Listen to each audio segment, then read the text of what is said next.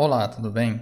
Hoje vamos falar sobre a amostragem de gases. A análise de amostras gasosas é importante em diversas áreas do conhecimento. A determinação da composição de gases do smog fotoquímico de uma grande cidade, o monitoramento da quantidade de gases, conhecidos como indicadores de poluição no meio ambiente, e a quantificação dos níveis de gases tóxicos em ambientes de trabalho são alguns exemplos onde a correta determinação de um analito gasoso é de extrema importância. A seguir eu vou te mostrar alguns frascos ou recipientes utilizados para a amostragem de gases. Do lado esquerdo você observa dois frascos. O frasco superior é um frasco de vidro e o frasco inferior é um frasco de metal. Ambos podem ser utilizados para a amostragem de gases e líquidos, mas vamos focar aqui nos gases. O frasco de vidro apresenta uma capacidade entre 250 e 300 ml, e ele apresenta duas entradas, como se fossem duas tampas. Se o frasco for inicialmente evacuado, no momento em que ele for aberto, o ar externo passará para o interior do tubo, por um processo de simples difusão.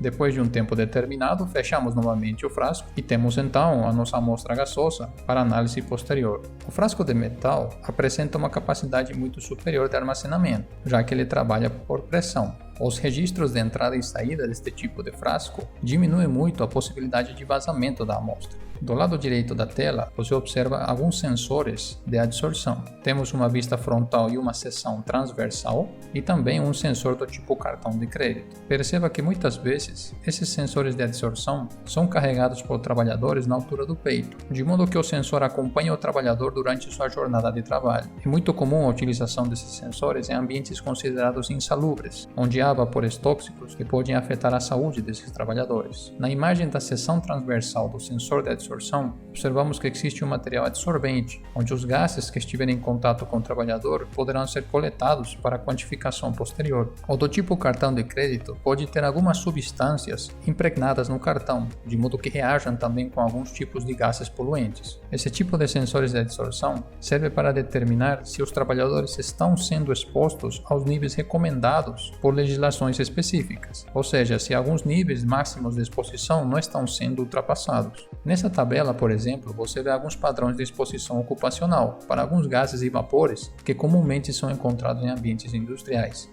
Na primeira coluna, você vê o nome do composto, e na segunda e terceira, alguma média de exposição de 8 horas e também uma exposição por 10 minutos. Você pode ver que alguns reagentes têm uma letra pequena A, B ou C, que identifica os limites de exposição, de curto período, longo prazo, etc. As concentrações aparecem em partes por milhão ou miligramas por metro cúbico, que é uma unidade utilizada quando nós falamos de amostras gasosas. A tabela mostra vários dados para compostos considerados cancerígenos, como por exemplo benzeno, tetracloreto de carbono, clorofórmio, cianeto de hidrogênio, mercúrio metálico, fenol e tantos outros. Veja que a exposição máxima a esses compostos muda muito, dependendo do tipo em específico. O cloreto de vinila, por exemplo, que é o último da lista, deve ter um limite máximo de exposição de somente 3 ppm durante um ano. Uma outra forma bastante comum de amostragem gasosa é a utilização de tubos de adsorção. Você vê um desses tubos na parte inferior do slide. Esses tubos de adsorção apresentam um adsorvente, como por exemplo o carvão ativado,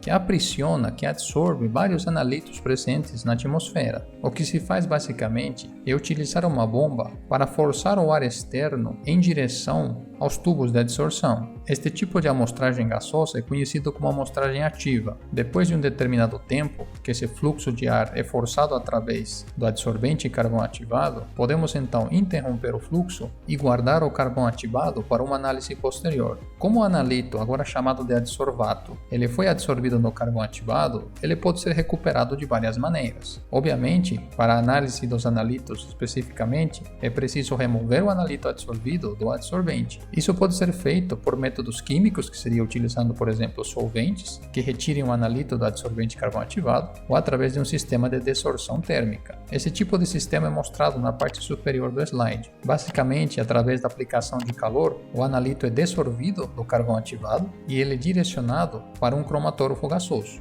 Este equipamento é diferente do equipamento que nós vimos em uma aula anterior para a análise de chocolate. Na análise de chocolate, era um cromatógrafo líquido. Esse é um cromatógrafo gasoso. Isso quer dizer que o equipamento ele estipula que a amostra ele esteja na fase gasosa antes da injeção no equipamento. Não interessa se sua amostra inicial era sólida ou era líquida. Ela deve de alguma forma passar por estado gasoso para que a análise pelo cromatógrafo seja realizada. Se você cumprir essas etapas de amostragem e de preparo de amostra corretamente, o cromatógrafo gasoso vai fornecer as informações desejadas sobre amostras gasosas ou analitos gasosos. Tudo bem?